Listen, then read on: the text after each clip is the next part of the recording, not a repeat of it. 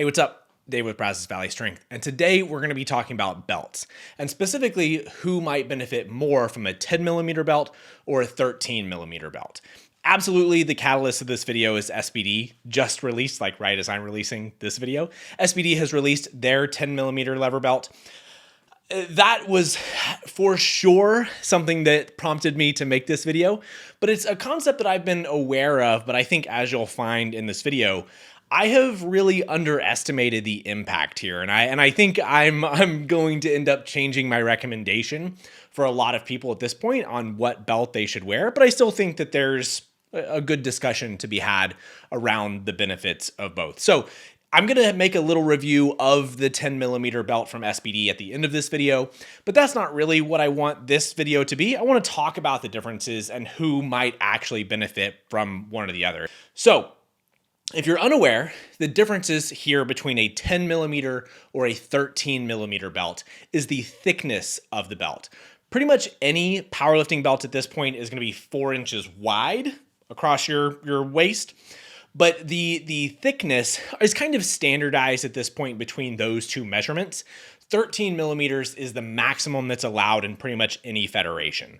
So the thinner belts tend to almost always, I'm not aware of a different size amongst like powerlifting brands other than 10 millimeter or 13. So we can kind of just think of that as thick or thin. I think most people, including myself, when they get into powerlifting, kind of just have this assumption that a 13 millimeter belt is going to add the most value for powerlifting to create the most rigidity. But I think just having a good idea as to why that happens is going to be important in the first place, and we can demonstrate this very clearly. The belt is aiding the brace. It's going to allow you to create pressure into the belt and create pressure more through your trunk and transfer that force directly into the bar, right? So it's just that tool to actually create pressure. Without the belt, I can't create nearly as much pressure. So if we're trying to train our core or something like that without a belt, we're actually going to be doing worse. So pretty much always wearing a belt is going to benefit most people. But the problem, I think, with a 13 millimeter belt for a lot of people is that it gets in the way.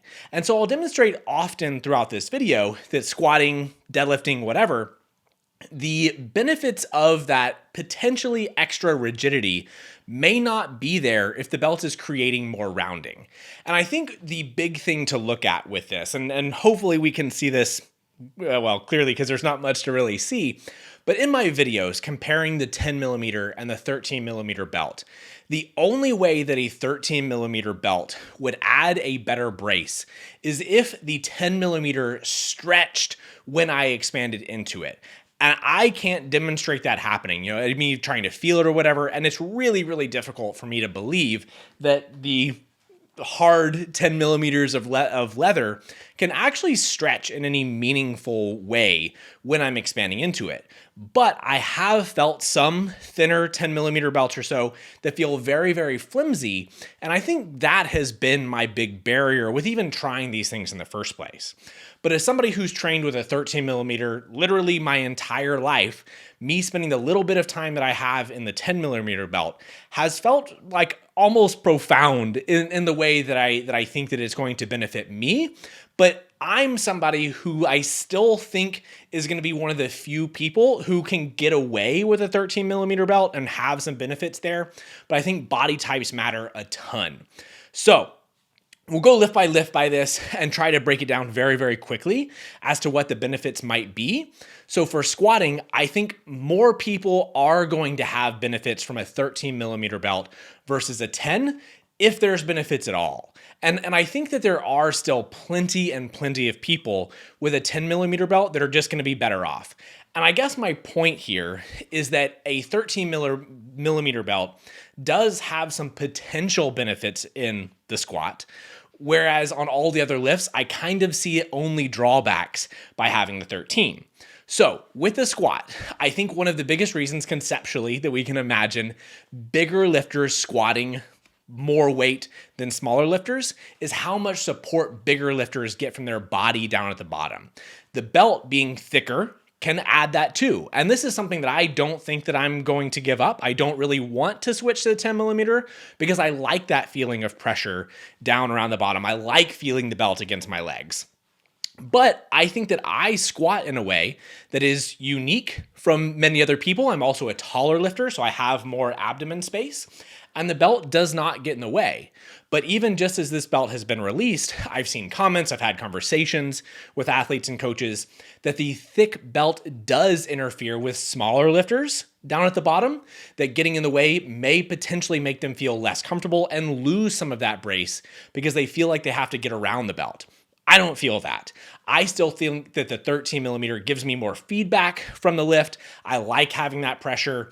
I think that there's potential value for a lot of people having the 13, but I don't think that it's actually adding extra pressure as far as the brace itself goes. But the contact on your body, since you're able to set your brace up top, there's probably value to be had. But on bench press, I have a video on the belt on bench and whether wearing a belt actually adds anything to bench press. And I think that my message in that video was maybe, but a lot of times the belt gets in the way more than it adds any value.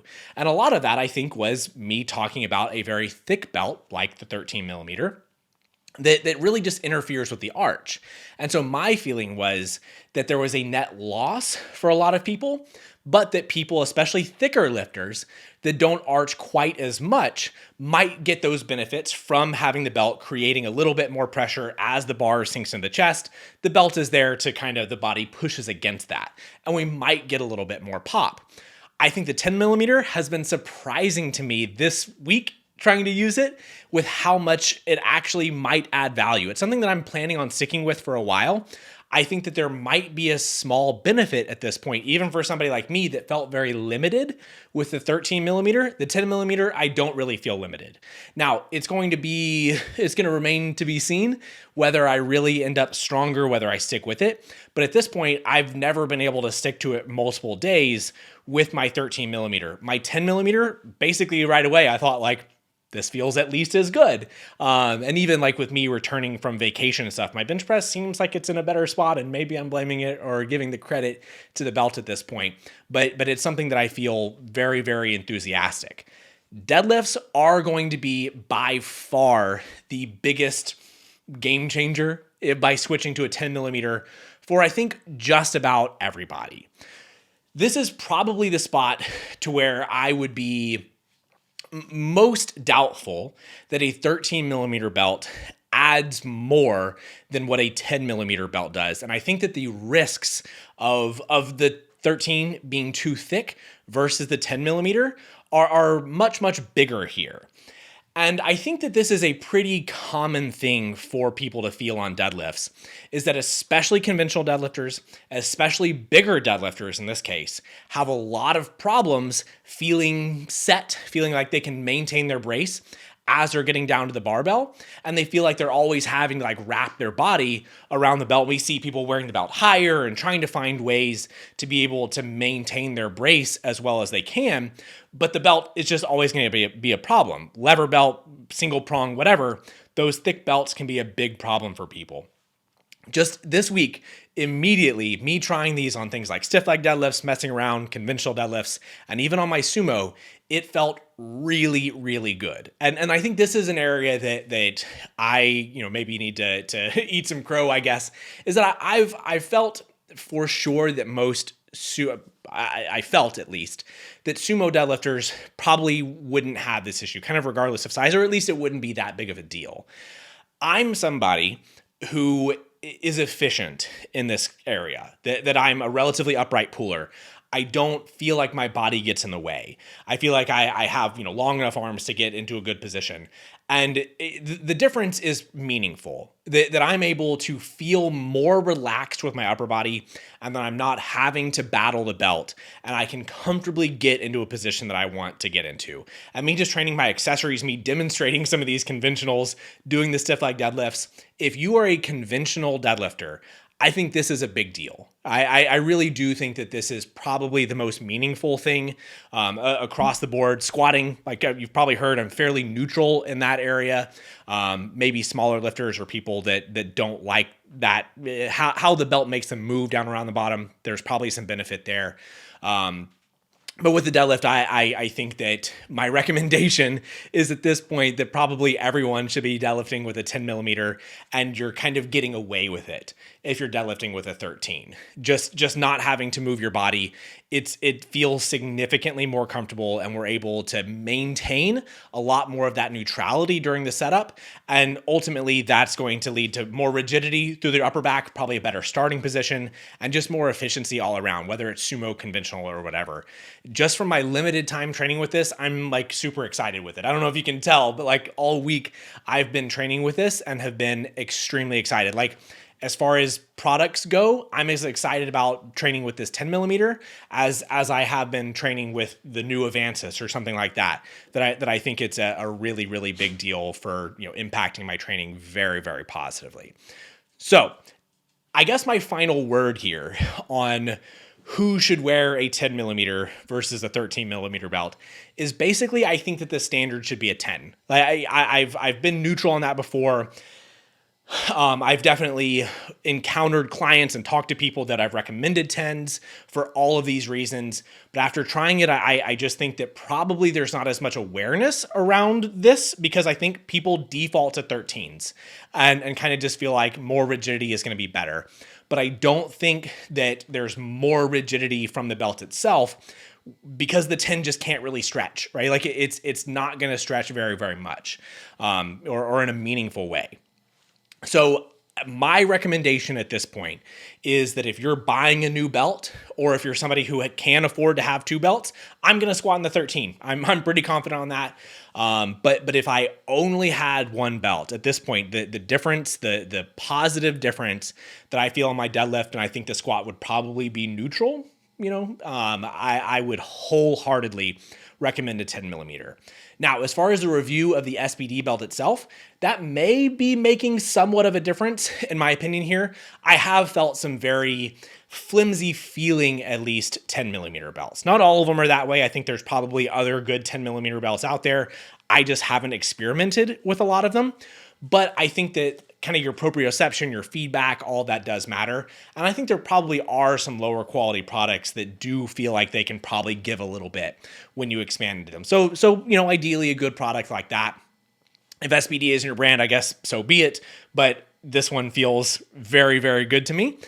I think that from having conversations with some other people who have a little bit more experience trying some 10s and everything, I think some of the barriers have been that, and that they were looking for something that wasn't quite as rigid as what the 13 was, but felt like it had a little bit more stability than what kind of the average single prong 10 might. My experience here is very positive. It feels rigid. If you're somebody who's had a 13 millimeter SBD, those things are rigid. They're stiff.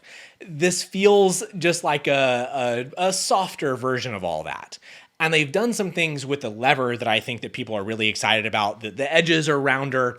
The buckle itself is rounded off. So people were having issues with the kind of the sharp edges of the 13 poking their legs and being a little bit problematic. So these softer edges, I think, are improvements all around. So the SBD belt, I think, is just, without me having experienced other ones, it'd be hard for me to think of a way that it could be better.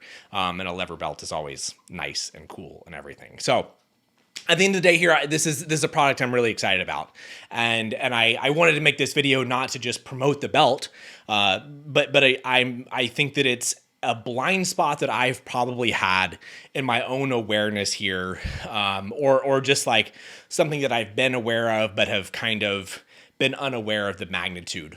And I'm excited about it. I really, really do think that this is a product that a lot of people would benefit from, and especially conventional deadlifters, especially heavier lifters. Of course, smaller lifters probably have already run into those issues, and a smaller belt is something that will help. But like bigger guys, I think that this is something that can make a really, really big difference in their comfort and their ability to set up well and actually execute those things. So if you do end up buying the belt, if you use one of the links on either my Instagram or my YouTube videos, I do get a small percentage of that. Doesn't change anything from your end, but it does support me and help me be able to continue making videos like this. I think it's a great product. Use my link, don't use it, but I think that it's something that probably most people should consider at this point. And if you're buying your first belt, I don't think you can go wrong with the 10 millimeter, especially from SBD. I think it's great. So if you did like this video, give me a thumbs up, subscribe to the channel if you haven't already. We'll see you next time.